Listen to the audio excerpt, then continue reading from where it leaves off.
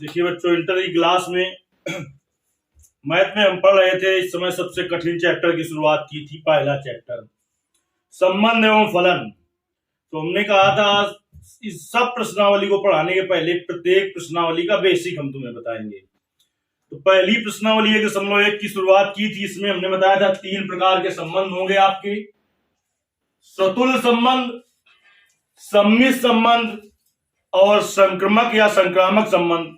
जब ये तीनों संबंध आ जाएंगे तो फिर तुल्यता संबंध सिद्ध करने को आता है 5 नंबर का सवाल। तो हमने बताया था कि वो संबंध ही तुल्यता संबंध होता है जो स्वतुल्य हो, सम्मित हो और संक्रमक हो। तो देखिए, पिछली क्लास में यानी पिछला जो वीडियो था उसमें हमने आपको स्वतुल्य संबंध के बारे में सिखाया था कि स्वतुल्य संबंध के सवाल कैसे हल करेंगे। आज की क्लास में हम तुम्हें सम्मित संबंध के बारे में सिखाएंगे। यदि कुछ नहीं समझ में आता है तो कमेंट करना है, यदि समझ में आता है तो उसके लिए भी कमेंट करना है। तो हम उतनी ही जल्दी आपको तीसरा संबंध जो होगा संक्रमक या संक्रामक संबंध, उसका वीडियो देंगे। जब तीनों ही संबंध आप जान जाएंगे तो इसका मतलब प्रश्नावली का प्रत्येक सवाल बड़ी आसानी से हल होगा और तुल्यता संबंध भी बड़ी आसानी से हल होगा। तो आज बात करेंगे हम सम्मित संबंध की। दूसरा नंबर होगा आपका सम्मित संबंध। तो सम्मित संबंध और सतुल्य संबंध हो चाहे संक्रमक संबंध, तीनों में भाषा वही लिखनी है कि यदि ए कोई परिमित समुच्चय हो और आर संबंध हो तो फिर नीचे वाला बदल जाएगा, सूत्र वाला तीनों में। यदि ए कोई परिमित समुच्चय हो तथा आर संबंध हो, इतना तीनों में लिखा जाता है। देखिए, ए क्या है? ए है समुच्चय और आर है संबंध। समुच्चय चैप्टर जब आपने कक्षा 11 में पढ़ा होगा तो आपने देखा होगा कि समुच्चय को कैपिटल लेटर से लिखा जाता है। जरूरी नहीं कि ए से ही लिखें, लेकिन कैपिटल से लिखा जाता है। जो आपका समुच्चय के अवयव होते हैं उसे स्मॉल लेटर में लिखा जाता है।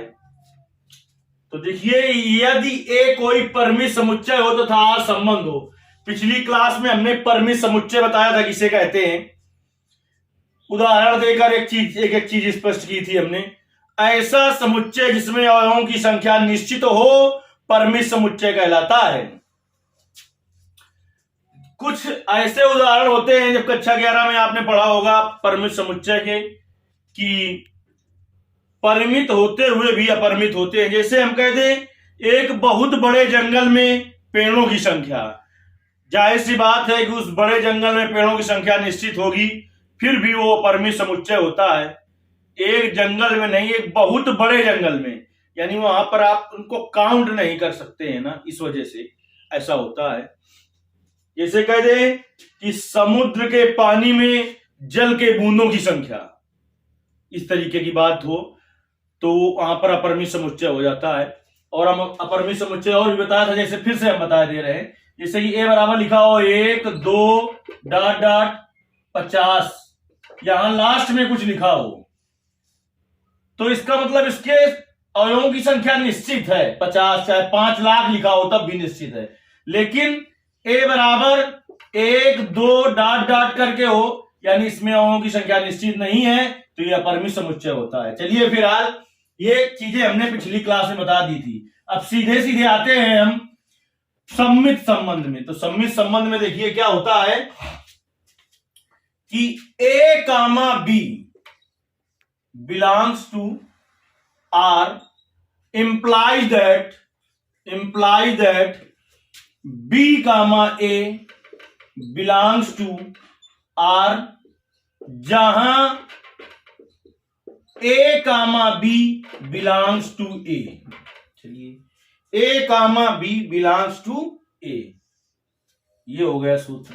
अगर ए और बी के पद में है, अगर ए और बी के पद में है, अभी हम समझाते हैं सब कुछ तुम्हें, अथवा यक्स और वाई के पद में अगर हो, यक्स और वाई के पद में हो तो देखिए क्या हो जाएगा, x comma y belongs to R implies that, इसका उल्टा इधर लिखा जाता है।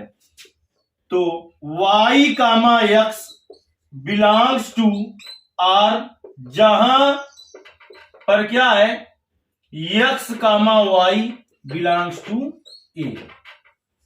देखिए अब हम तुम्हें ट्रिक बताते हैं।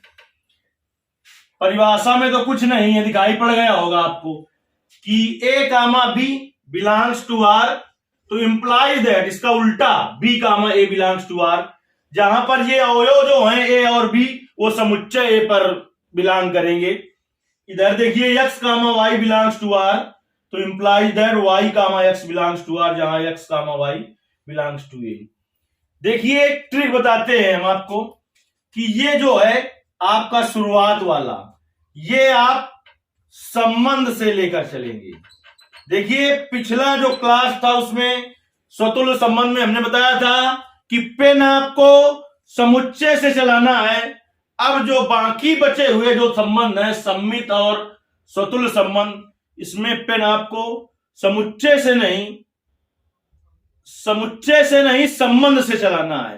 केवल एक ही संबंध ऐसा होता है जहां पर पेन आपको कहां से चलाना होता है, पेन आपको समुच्चय से चलाना होता है स्वतुल्य संबंध में, सम्मित और संक्रामक संबंध में। सम्मित और संक्रामक संबंध में आपको पेन चलाना होता है संबंध से। तो ये आपको संबंध से लेकर चलना है, ये संबंध से लेकर चलना है। ये ए कामा बी और एक्स कामा वाई क्या होंगे, संबंध का एक युग्म होगा, जोड़ा होगा एक, और इधर वाले जो है दोनों ये संबंध में ही मिलेंगे।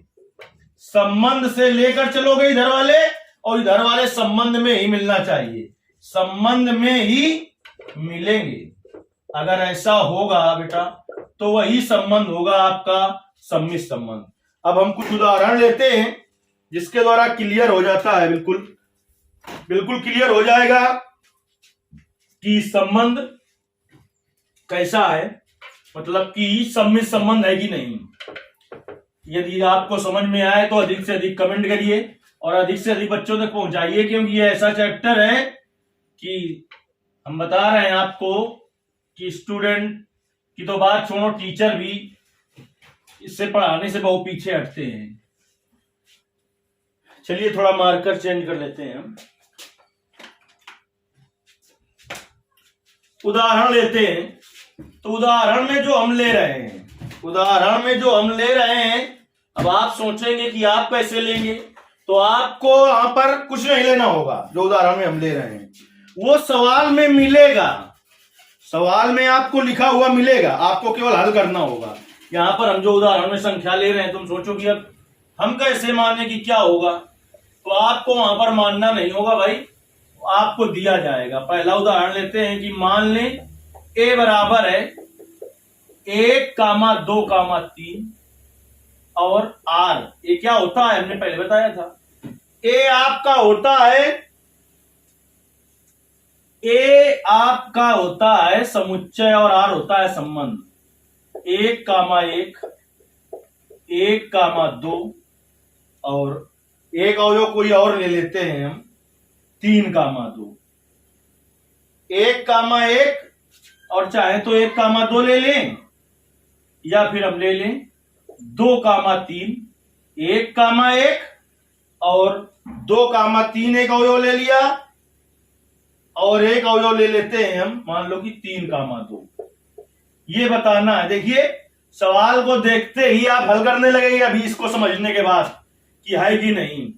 हमने आपसे क्या कहा था बेटा, हमने आपसे एक बात कही थी, वो बात ये थी कि आपको क्या करना होगा, सम्मित संबंध और जो आगे आने वाला संबंध होगा उसमें आपको पेन चलाना होगा। किससे? आपको पेन चलाना होगा संबंध से ही समुच्चय में नहीं जाना है। इस पर कितने युग्म है? देखिए इसको युग्म नहीं कहेंगे, ये जो समुच्चय में लिखा हुआ है, समुच्चय के अंदर जो लिखे हैं इन्हें बेटा कहते हैं अवयव। संबंध के अंदर जो ये लिखे हुए हैं ये है युग्म। तो कितने युग्म है इसमें? एक पूरा ये है, दूसरा ये है, तीसरा ये है। कितने युग्मों पर कार्य करना है तुम्हें? 3 युग्मों पर कार्य करना है तुम्हें। 3 युग्मों पर कार्य करना है तुम्हें। अधिकतम, अगर उस अधिकतम 3 अवयवों पर कार्य करना पड़ेगा। अगर सब मिलते रहे, बिलोंग करते रहे तो 3 पर। अगर उसके पहले ही कहीं नॉट बिलोंग्स टू मिल जाए तो पूरे अवयवों तक जाने की जरूरत नहीं है। तो चलिए इसका पहला अवयव उठाएंगे आप।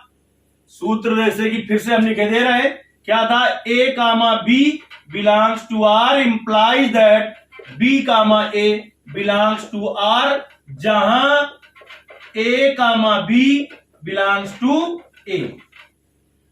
देखिए तो इसका पहला उठाइए अवयव 1 कामा 1, 1 कामा 1 है इसका अवयव नहीं है, सॉरी युग्म। संबंध का पहला युग्म उठाइए A comma 1 comma 1 belongs to R implies that, बिना सोचे इसका व्युत्क्रम उधर लिख देना है। तो इसका व्युत्क्रम भी होगा 1 कामा 1 और बिलोंग्स टू R, जहां देखिए यहां से यहां तक एक एक ही है। तो एक चीज कई बार हो तो एक ही बार लिखी जाती है। 1 बिलोंग्स टू A, क्योंकि जहां के बाद जो लिखा जाता है वो किस पर बिलोंग करता है? समुच्चय पर बिलोंग करता है।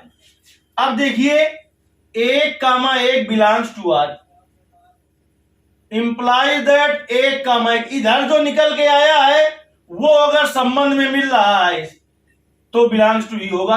यानी 1 कामा 1 है इसमें कि नहीं है? है, तो बिलोंग्स टू रहेगा। अगर ना मिलता, इधर नॉट बिलोंग्स टू नहीं आएगा कभी भी, क्योंकि इधर का तो हमने लिया ही है संबंध से, और इधर भी नॉट बिलोंग्स टू कभी नहीं आ सकता। यहां पर आएगा, मतलब नॉट बिलोंग्स टू आ सकता है यहां पर, अगर नहीं मिलेगा तो। इधर वाला जो निकल गया है वो देखो इसमें मिल रहा है कि नहीं मिल रहा है? मिल रहा है ना। देखिए 1 कामा 1 तो ठीक है, पहले युग्म पर कार्य कर लिया है उसने, सत्य भी कहा है। अब इसके दूसरे युग्म पर आइए संबंध के 2 comma 3, 2 comma 3 belongs to R। उससे देख के नहीं लिखना है तुम्हें, इंप्लाइज दैट, इसका उल्टा लिखो, उल्टा। तो 3 कामा 2 बिलोंग्स टू R, जहां इधर कुछ दिक्कत नहीं है, चाहे 2 कामा 3 बिलोंग्स टू A लिख दो और चाहे 3 कामा 2 बिलोंग्स टू A लिख दो। लेकिन इधर पर देखिए यहां पर बिलोंग्स टू होगा तो बात सही है, और अगर नहीं होगा मतलब 3 कामा 2 इंप्लाइज दैट के बाद जो आया है वो इसमें मिल रहा है कि नहीं संबंध में? 3 कामा 2 मिल रहा है, तो यानी बिलोंग्स टू है, बिलोंग्स टू है। एक खेल और बताते हैं तुम्हें कि छोटा क्वेश्चन न लगाओ तो गलत है। ये पहले वीडियो में बताया था कि यहां पर जो लिखा है अगर बिलोंग R पर कर रहा है, बिलोंग्स टू का खेल बताया था, तो पूरा इस जो अंदर लिखा है उतना यहां पर होना चाहिए। तो दूसरे युग्म ने भी सही कहा, तो अब तीसरे युग्म पर कार्य करते हैं। तो तीसरा युग्म लिख लो 3 कामा 2 बिलोंग्स टू R। उससे देख के कुछ नहीं लिखना तुम्हें, इंप्लाइज दैट, इसका उल्टा लिखना है इधर। तो 2 कामा 3 बिलोंग्स टू R, जहां 2 कामा 3 या 3 कामा 1, 2 कामा 3 बिलोंग्स टू A। अब देखिए इधर से मतलब नहीं, इधर वाला देखिए 2 कामा 3 है कि नहीं संबंध में? है, बिलोंग कर रहा है, यानी तीनों ही युग्म इसके सत्य बोल रहे हैं। अगर इसका एक ही युग्म सत्य ना बोलता, 2 सत्य बोल देते, मान लो 1 सत्य ना बोलता, तब ये मतलब सम्मित संबंध नहीं था। ये कैसा संबंध ना होता? फिर सम्मित संबंध ना होता। अगर 1 अवयव झूठ बोल दे, 2 अवयव झूठ बोल दे, यानी चाहे 10 इसकी घटनाएं बन के आ रही हो, उसमें से एक घटना असत्य हो जाए तो पूरा कथन यह सत्य की ओर जाएगा। तो लिखेंगे अतः R समुच्चय A पर सम्मित संबंध है, सम्मित संबंध है। देखिए एक उदाहरण हम और ले लेते हैं। इसमें लिया कि है, दूसरा उदाहरण ले लेते हैं कि नहीं है, जिससे कि बिल्कुल क्लियर हो जाए कि ऐसा है कि नहीं। चलिए दूसरा उदाहरण लेते हैं हम। एक अभी लिया हमने है का, अब ले लेते हैं नहीं का। तो एक यही रहने देते हैं। हर सवाल में आपको ये नियम नहीं है जो आप सोचे यही ए मिलेगा, क्योंकि हम मान के कर रहे हैं, तो इसलिए ए वही माने जो हमने सतुल्य में भी ए बराबर 1 2 3 माना था, तो हर सवाल में 1 2 3 ही मिले। ये सवाल में चेंज होकर खुद मिलेगा। मान लो आर बराबर ले लें 1 कामा 2 2 कामा 1, आर बराबर ले लें 1 कामा 2 2 कामा 1, और ले लें 2 कामा 3, और हम ले लें 2 कामा 2, और ले लें 1 कामा 1। यानी आपको ये पता है कि यदि ये सभी घटनाएं सत्य होंगी तो हमें अधिकतम 1 2 3 4 5 पर कार्य करना पड़ेगा। अगर बीच में कोई असत्य हो जाएगी, तो आगे जाने की जरूरत नहीं है, क्योंकि वहीं से पता चल जाएगा कि सम्मिश्र संबंध नहीं है। चलिए जो पहले लिखा हो उस पर कार्य करना शुरू करो। हमने पहले बताया था, फिर से सुन लीजिए। केवल सतुल्य संबंध पर ही आपको पेन जो है, जैसे कि हम मार्कर पहले सतुल्य संबंध पर समुच्चय से चला रहे थे, तो आपको समुच्चय पर चलाना है। बाकी बचे हुए जो 2 संबंध हैं, सम्मिश्र संबंध और संक्रमक या संक्रामक संबंध, उस पर आपको अपना पेन इसी से चलाना है। इसी से मतलब किससे? संबंध से, आर से चलाना है। संबंध से चलाना है और इसके प्रत्येक युग्म पर कार्य करना है तुम्हें। चलिए 1 कामा 2 लिख लीजिए। 1 comma 2 belongs to R implies that, तुरंत इसका उल्टा लिखो, 2 कामा 1 बिलोंग्स टू आर, जहां 1 कामा 2 बिलोंग्स टू ए। देखिए 1 कामा 2 बिलोंग्स टू ए। एक यहां पर नॉट बिलोंग्स टू नहीं आ सकता, आपको दिमाग लगाने की जरूरत नहीं है, लेकिन हम बता दे रहे हैं ये कोष्ठ में क्यों नहीं लिखा है, क्योंकि ये है क्या है, ये समुच्चय है और ये संबंध के अवयव हैं।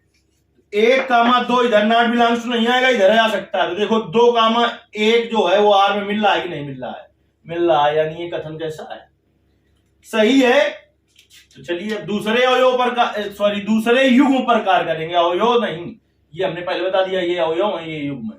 दूसरे युग्म पर कार्य करेंगे तो 2 comma 1 belongs to R implies that, इसका उल्टा इधर लिखना है, 1 कामा 2 बिलोंग्स टू आर, जहां 1 कामा 2 बिलोंग्स टू ए।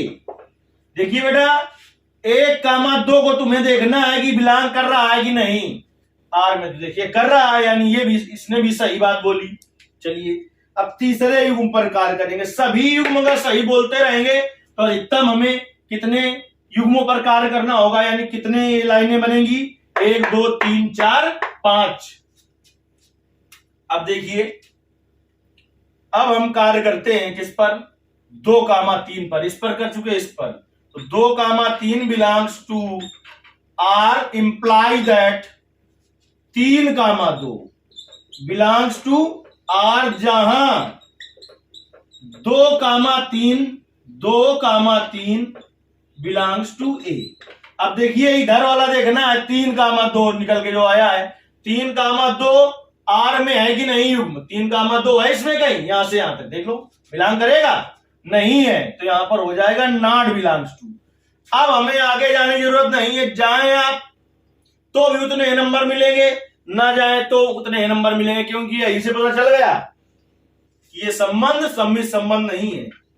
अतः आर समुच्चय ए पर सम्मित संबंध नहीं है।